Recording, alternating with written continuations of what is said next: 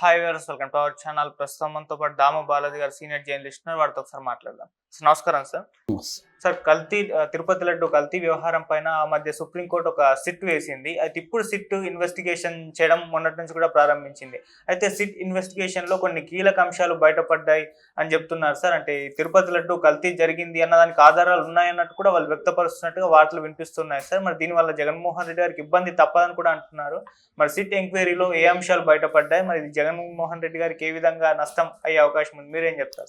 తిరుపతి లడ్డు మనం అనేక వీడియోలు చేసాము. సెప్టెంబర్ 18న తిరుపతి లడ్డు సప్లై చేసే నెయ్యిలో యానిమల్ ఫ్యాట్ కలిసిందని చంద్రబాబు ఎన్డీఏ నాయకుల సమావేశంలో 3 నెలలకు సంబంధించిన రివ్యూ మీటింగ్లో ఆయన ఫస్ట్ అనౌన్స్ చేశాడు. దాంతో అది విపరీతంగా సెన్సేషన్, దేశవ్యాప్తంగా ప్రపంచవ్యాప్తంగా సెన్సేషన్ క్రియేట్ అయింది. దాని మీద దాన్ని నిగ్గు తేల్చమని వైసీపీ నాయకుడైన సుబ్బారెడ్డి ఆయన సుప్రీంకోర్టులో పిటిషన్ ఫైల్ చేశాడు. అట్లాగే సుబ్రహ్మణ్య స్వామి చేశాడు. అట్లాగే ఇంకొంతమంది కూడా పిటిషన్లు ఫైల్ చేశారు. అది వైసీపీ వర్సెస్ తెలుగుదేశంగా మారిపోయింది. దాని తర్వాత ఆరోపణలు ప్రత్యారోపణలు అయినాయి. దాని తర్వాత చంద్రబాబు చెప్పింది కరెక్టా కాదని నిరూపించడం కోసం సుప్రీంకోర్టు ఈ పిటిషన్లన్నింటినీ తీసుకొని జస్టిస్ బిఆర్ గవాయ్ నాయకత్వంలోని బెంచి దీన్ని పరిశీలించింది. దీన్ని రాజకీయంగా వాడుకోకండి, దీన్ని చేద్దామని. ఆ లోపల అప్పటికే చంద్రబాబు సిట్ని, స్టేట్ పోలీసులతో కూడిన సిట్ని వేశారు. అయితే కోర్టు ఈ సిట్ని పక్కన పెట్టి ఒక 5 మందితో కూడిన ఒక సిట్ని ప్లాన్ చేసింది. అదేంటంటే సిబిఐ డైరెక్టర్ ఆధ్వర్యంలో సిబిఐ నుంచి 2 ఆఫీసర్లు ఉండాలి, స్టేట్ గవర్నమెంట్ 2 ఆఫీసర్లు ఉంటారు. తర్వాత ఎస్ఏఐ అంటే food security and food safety and standard authority of India అనే దానికి సంబంధించి ఒకరు ఉండాలి అనేది అక్టోబర్ 4న సుప్రీంకోర్టు చెప్పింది. దానికి సంబంధించి ఆ తర్వాత సిబిఐ డైరెక్టర్ ఆధ్వర్యంలో ఒక 5 మందితో కూడిన సిట్టుని నియమించారు. 5 మంది ఎవరు అంటే CBI joint director Hyderabad Veeresh Prabhu, తర్వాత వైజాగ్లో ఉండే SP rank CBI officer Murali Rambha, వీళ్ళిద్దరూ సిబిఐ నుంచి. ఇటు ఆంధ్రప్రదేశ్ పోలీస్ నుంచి గుంటూరు రేంజ్ ఐజీ సర్వశ్రేష్ఠ త్రిపాఠి, తర్వాత వైజాగ్ రేంజ్ డిఐజీ గోపీనాథ్ జట్టి, వీళ్ళు 4. వీళ్ళు కాకుండా food safety and standard authority of India నుంచి సత్య పండా, వీళ్ళు 5 మందితో కూడిన సిట్ అనేది ఏర్పాటైంది. వీళ్ళకి మొత్తం 30 మంది పోలీసుల్ని సహాయం చేయడానికి ఇచ్చారు. అందులో 4 డిఎస్పీలు ఉన్నారు, 8 సిఐలు ఉన్నారు, 2 ఎస్ఐలు ఉన్నారు. వీళ్ళు కాకుండా పోలీసులు ఉన్నారు. అంటే వీళ్ళకి రకరకాల అవసరాల కోసం తిరుపతిలో అలిపిరి దగ్గర గరుడ స్టాచ్యూ దగ్గర భూదేవి కాంప్లెక్స్లో వీళ్ళకి ఆఫీస్ కానీ అకామిడేషన్ అంతా కూడా టీటీడీ ప్రొవైడ్ చేసింది. వీళ్ళు ఇప్పుడు రంగంలో దిగారు. రంగంలో దిగి 3 బ్యాచ్లుగా వీళ్ళు ఏర్పడ్డారు. 3 బ్యాచ్లుగా ఏర్పడి ఒక బ్యాచ్ ఏమో తిరుమలకు సంబంధించిన ఈ శ్రీవారి పోటు అంటారు, ఈ లడ్డు తయారీ, మిగతా ప్రసాదాల తయారీ, ఆ పోటుని పరిశీలించింది.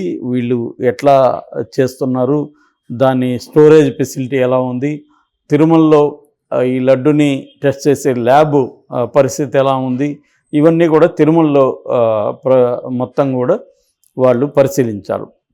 ఇంకొక టీం ఏమో తమిళనాడు చెన్నైలో ఉండే దిండిగల్ దగ్గర ఉండే ఏఆర్ డైరీ ప్రైవేట్ లిమిటెడ్కి వెళ్ళారు. అక్కడ వాళ్ళ తయారీ ఎలా ఉంది, వాళ్ళకి ప్రొక్యూర్మెంట్ కేపబిలిటీ ఎలా ఉంది, వాళ్ళు అనౌన్స్ చెప్పిన అంటే అగ్రిమెంట్లో టెండర్ పాడినప్పుడు అగ్రిమెంట్లో చెప్పినట్టుగానే అన్ని క్వాలిటీ కంట్రోల్ ఎలా ఉంది, తర్వాత వాళ్ళు ఎక్కడి నుంచి నెయ్యిని ప్రొక్యూర్ చేస్తున్నారు, వాళ్ళు వచ్చి వైష్ణవి అనే ఇంకొక డైరీ నుంచి చేస్తున్నారు. ఈ వైష్ణవి అనేది తిరుపతి జిల్లాలోనే ఉంటుంది, పెనుబాక్ అనే ఊర్లో. ఆ వైష్ణవి దీనికి కూడా వెళ్ళారు వీళ్ళు. అక్కడ పరిస్థితి ఏంటి, ఎంత పర్సెంటేజ్ ఆవు పాలు, ఎంత పర్సెంటేజీ బర్రెపాలని మిక్స్ చేస్తున్నారు, ఇవన్నీ కూడా వాళ్ళు ఒక బ్యాచ్ అక్కడ పరిశీలించింది. అక్కడ ఉన్న అధికారులతో, క్వాలిటీ కంట్రోల్ చేసే అధికారులతో, మేనేజ్మెంట్తో పరిశీలించింది. డాక్యుమెంట్స్ని అంతే గతంలో వీళ్ళ డాక్యుమెంట్స్ని, వీళ్ళు చెప్పిన టైమింగ్స్ని అవన్నీ కూడా వాళ్ళు పరిశీలించారు. ఇంకొక బ్యాచ్ ఏమో దీన్ని దీనికి ఈ చెన్నై సంబంధించిన ఎస్ఎంఎస్ ల్యాబ్ అంటారు. ఈ ల్యాబే ఏఆర్ డైరీకి సంబంధించిన నెయ్యిని బాగుంది 100% ప్యూర్ అని సర్టిఫై చేసింది. ఈ ల్యాబ్ ఎలా సర్టిఫై చేసింది, ఆ ల్యాబ్లో ఉన్న ఎక్విప్మెంట్ ఏంటి, వాళ్ళకున్న ఎఫిషియన్సీ ఏంటి, ఇవన్నీ కూడా ఇంకొక బృందం పరిశీలించింది. ఇట్లా 3 బృందాలుగా పరిశీలించినప్పుడు వీళ్ళకి కొన్ని లోపాలు ఉన్నట్టుగా, ముఖ్యంగా సప్లై చైన్లో లోపాలు ఉన్నట్టుగా వీళ్ళకి, సప్లై చైన్ అండ్ టెస్టింగ్ మెకానిజంలో లోపాలు ఉన్నట్టుగా వీళ్ళకి అర్థమైంది. ఎందుకంటే ఈ ఏడిఆర్ అనేది మామూలుగా అయితే తిరుమలకి ఇచ్చిన బైండ్ ఓవర్ దీంట్లో మేమే సప్లై చేస్తా ఉన్నాను, కానీ వీళ్ళేమో వైష్ణవి దగ్గర మళ్ళీ తీసుకుంటున్నారు, వైష్ణవి వాళ్ళేమో మళ్ళీ చిన్న డైరీస్ దగ్గర తీసుకుంటున్నాయి. సో ఈ విషయాలు ఎందుకు బయట రాలేదు, వైష్ణవికి ఉన్న క్యాపబిలిటీస్ ఏంటి, అక్కడ జరిగే అవకాశం ఉందా అంటే, ఈ అసలు కల్తీ అనేది ఎక్కడ జరిగింది అంటే చిన్న డైరీస్లో జరిగిందా, వైష్ణవిలో జరిగిందా, లేకపోతే ఏఆర్ డైరీస్.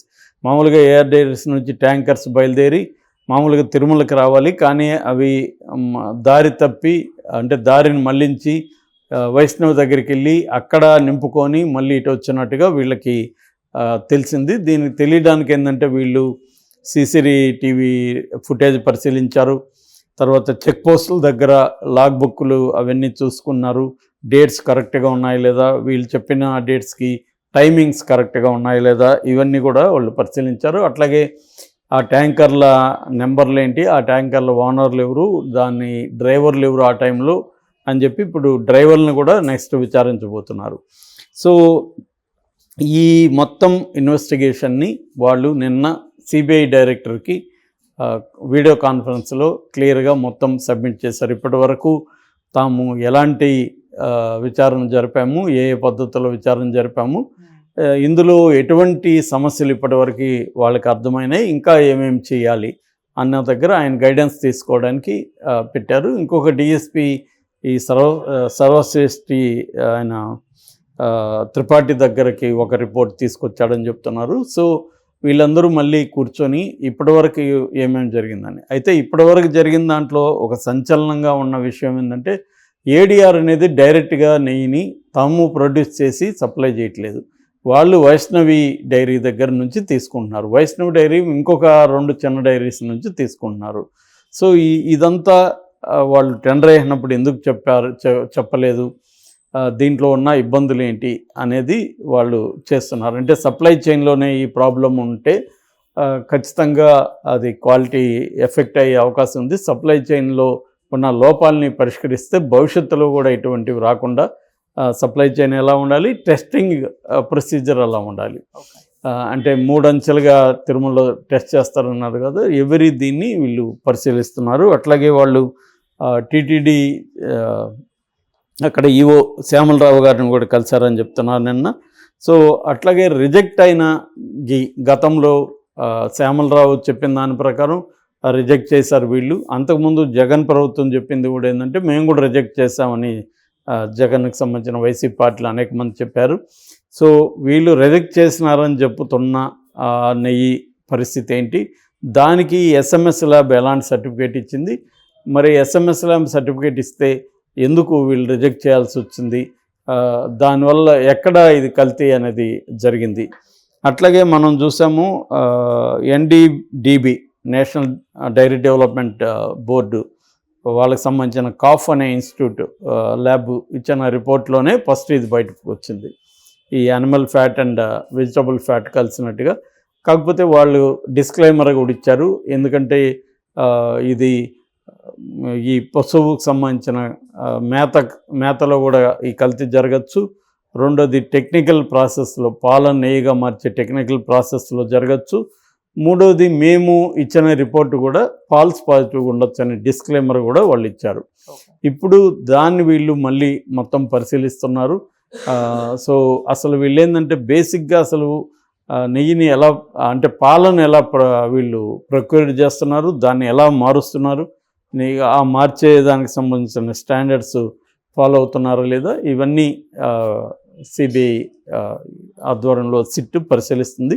ఇప్పటికైతే ఏడీఆర్ మీద కొన్ని డౌట్లు అయితే వచ్చే విధంగా ఉంది. దీన్ని మరి జగన్కి సంబంధం అంటే అది ఎలా ఎస్టాబ్లిష్ చేస్తారని చూడాలి. ఎందుకంటే జగన్ గవర్నమెంట్లో దీనికి టెండర్లో ఇచ్చారు, కానీ జగన్ గవర్నమెంట్లో వీళ్ళు సప్లై జూన్ నుంచే మేము సప్లై చేస్తాము అనేది వాళ్ళు చెప్తున్నారు. సో కాబట్టి జగన్ ఇచ్చారు కాబట్టి ఇలాంటి దానికి ఇవ్వడంలో ఏమన్నా టెండర్ ప్రక్రియలో ప్రాబ్లమ్స్ ఉన్నాయనేది కూడా సిట్ చూస్తుంది. దానికి సంబంధించి టెండర్ డాక్యుమెంట్స్ అన్నీ కూడా సిట్ పరిశీలిస్తుంది. అక్కడేమన్నా తప్పులు జరుగుంటే ఖచ్చితంగా జగన్ ప్రభుత్వం మీద బాధ్యత ఉంటుంది. ముఖ్యంగా అప్పుడు టీటీడీ బోర్డులో ఎవరున్నారు, సుబ్బారెడ్డి కావచ్చు, తర్వాత కరుణాకర్ రెడ్డి కావచ్చు, వీళ్ళ బాధ్యత వహించాల్సి ఉంటుంది. సో సిట్టు దీన్ని బట్టి పరిశోధన బట్టి దాంట్లో తేలే అంశాలలో ఏడీఆర్ తప్పెంత, తర్వాత అప్పుడున్న బోర్డు తప్పెంత, గవర్నమెంట్ తప్పెంత, ఇవన్నీ కూడా తేలే అవకాశం ఉంది.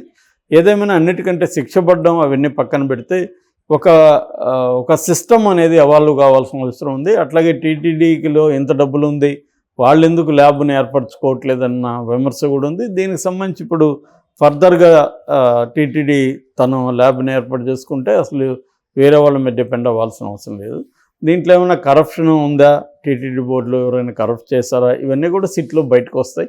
అవన్నీ వస్తే జగన్ గవర్నమెంట్కి ఖచ్చితంగా ఇబ్బందికరం. అంటే జగన్ పార్టీకి అప్పట్లో జగన్ గవర్నమెంట్ ఉన్నింది కాబట్టి వైసీపీ ఖచ్చితంగా ఇబ్బంది కలిగే అవకాశం ఉంది. Okay sir, thank you so much.